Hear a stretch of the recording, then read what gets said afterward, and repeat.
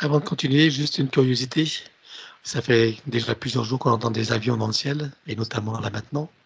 Je veux que tu regardes de qui il s'agit et qu'est-ce qui se passe.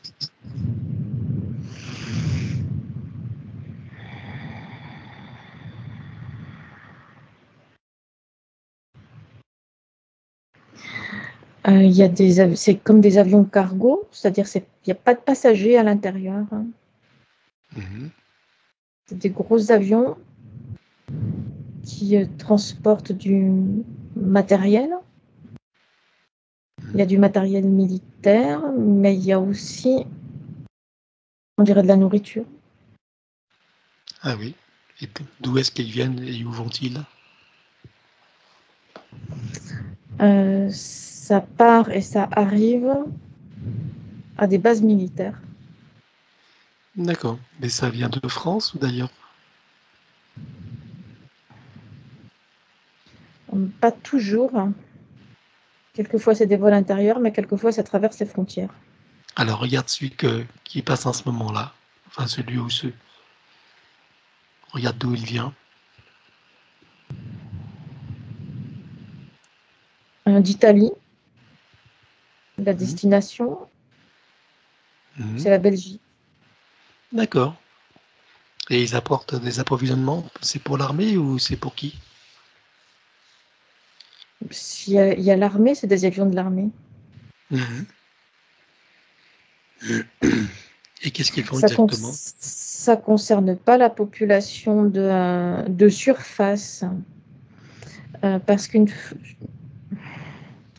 y a des souterrains ensuite, lors des chargements et des déchargements, c'est comme s'il y avait des transferts de souterrain à souterrain. Mhm. Et pourquoi est-ce qu'ils font ces transferts alors? Ils préparent quelque chose ou quel est C'est une, l'objectif là? c'est des réorganisations. L'objectif, c'est de réorganiser les lignes de front, réorganiser c'est comme s'il y avait des plans qui avaient dû être changés au dernier moment. Donc, des réorganisations sont nécessaires. D'accord, des plans par rapport à quoi et de qui? Alors, c'est par rapport à l'état profond. Il y a des changements il y a des ordres, des contre-ordres soudains, parfois incohérents, et qui nécessitent tous ces déplacements. Il y a des changements de lieu, des changements de base, comme si dans ces bases souterraines-là, il y avait des nécessités de changer les lieux de commandement, de les changer de place par sécurité. D'accord, parce que qu'est-ce qui les pousse à avoir prendre ces décisions? Qu'est-ce qui se passe exactement? Il y a des changements d'équilibre au niveau des forces en présence. Tu parles de quelle force en présence?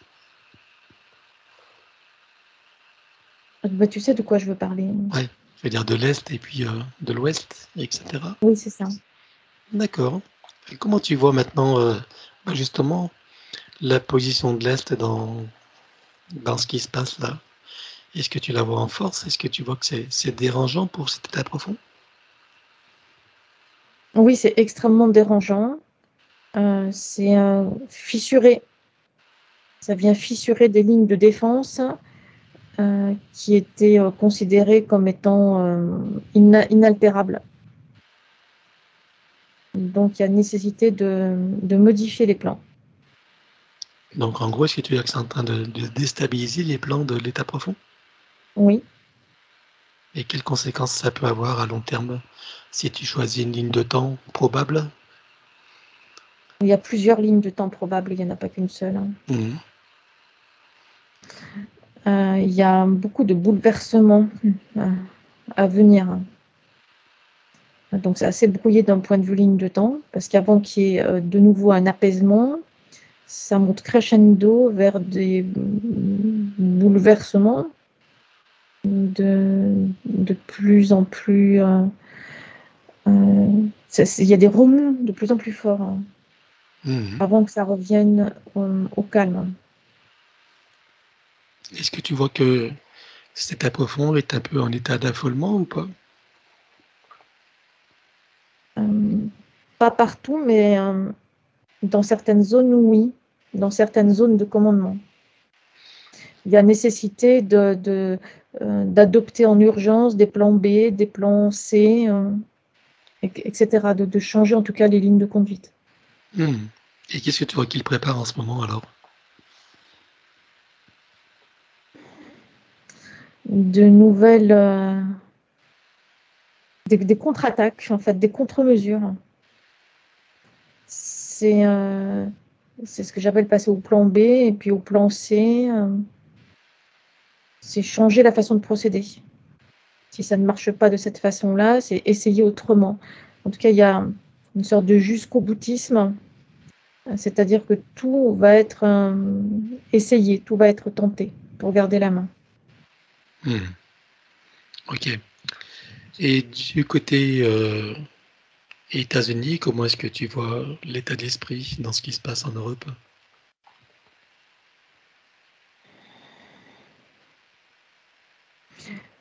C'est la même chose, il y a ce même état d'esprit, il y a cet impératif de préparer d'autres plans, sauf que là, c'est plus en retrait.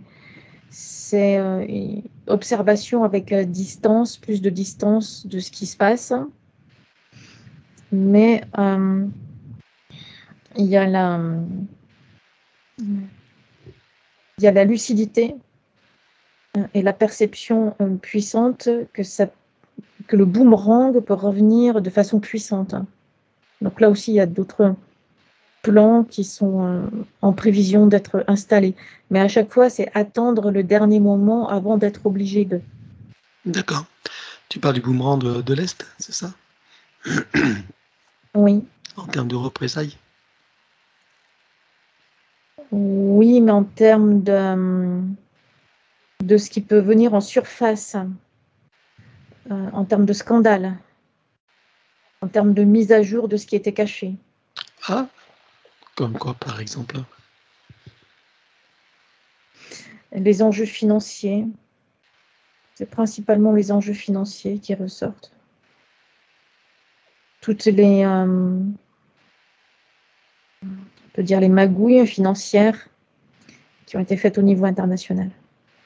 D'accord. Et tu penses que celui de l'Est, donc on va pas le nommer, hein, mais tout le monde comprend, va pouvoir, enfin, il est possible qu'il révèle au monde entier toutes ces magouilles, qu'il permette ces révélations?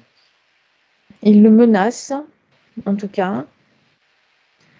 Euh, alors, c'est comme si tout n'allait pas sortir, parce qu'il va y avoir des tentatives d'étouffement, et que on va dire les mises à jour ne vont pas forcément venir de lui. Hmm. Ça sort de toute façon. À partir du moment où les premières fuites ont commencé, ça sort un petit peu de tous les côtés. D'accord. Et quelles conséquences tu vois alors, si tu continues sur cette ligne de temps?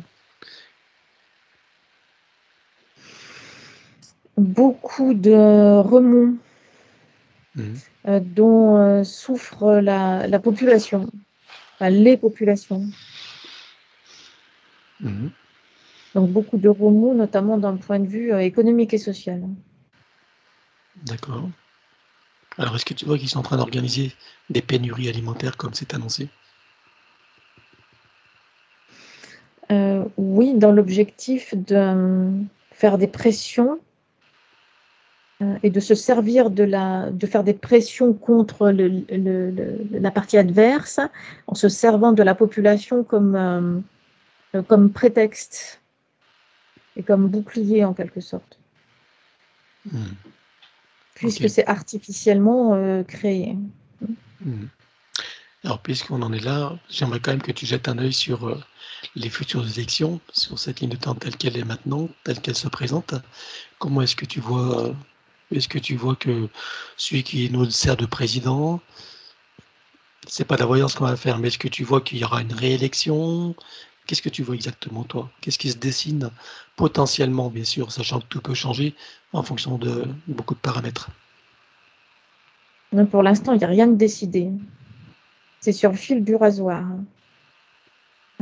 Tout continue comme si de rien n'était, mais c'est comme si c'était possible qu'il se passe rien ou qu'il n'y ait pas d'élection du tout, ou qu'il y ait un prétexte trouvé pour que ça continue comme c'est maintenant, c'est-à-dire sans demander l'avis du peuple, sous un prétexte quelconque, pour gagner du temps. L'objectif de gagner du temps. Mmh. Est-ce que tu vois qu'il prépare une nouvelle, pandémie, entre parenthèses? Oui, ça fait partie des plans B, des plans C, oui. Mmh. Et que alors si on se concentre sur, bon, on va le nommer quand même sur Poutine, hein, soyons fous. Comment qu'est-ce que tu vois de lui, de son intention par rapport au peuple? Est-ce qu'il est bienveillant par rapport au peuple dans ses projets ou il s'agit d'autre chose? C'est l'ordre qui prime. C'est la bonne gestion et l'ordre. Donc il veut remettre de l'ordre? En gros, ça veut dire quoi? Assainir le Oui, marais? on peut le traduire comme ça, oui. D'accord. Et après au niveau des mesures prises, s'il arrive à ses objectifs, qu'est-ce que tu vois qu'il pourrait mettre en place alors? Est-ce que ça pourrait être mieux pour l'espèce humaine ou pire ou autre? Bah, ça dépend des humains. Il y en a pour qui ça sera mieux et d'autres pour qui ça sera moins bien. Mmh. Pour les humains lambda, par exemple, je parle pas de ceux dans des postes d'autorité, mais pour, Même pour les humains lambda, mmh suivant dans quelle zone ils sont, de quelle nationalité ils sont, de quel conditionnement ils sont, ça sera bien ou moins bien. mh. D'accord, OK. Donc là, tu vois qu'il est en position de force pour l'instant?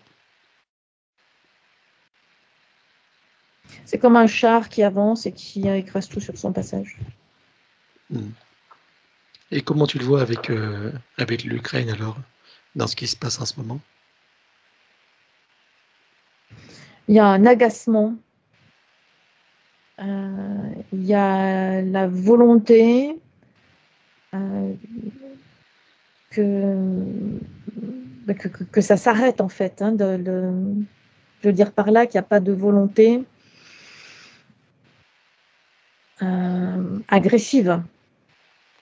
Il y a une volonté que ça s'arrête et l'obligation de répondre un petit peu comme euh, quelqu'un en face de soi qui est violent et qui a des comportements inadéquats et envers lequel on est obligé d'employer la violence pour pouvoir au final arriver à un apaisement. Mmh. Est-ce que tu vois il va réussir à écraser cette armée nazie?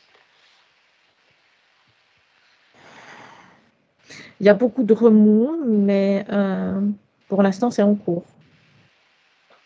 OK, très bien. Merci à toi. On va arrêter là pour cette courte incursion de l'actualité.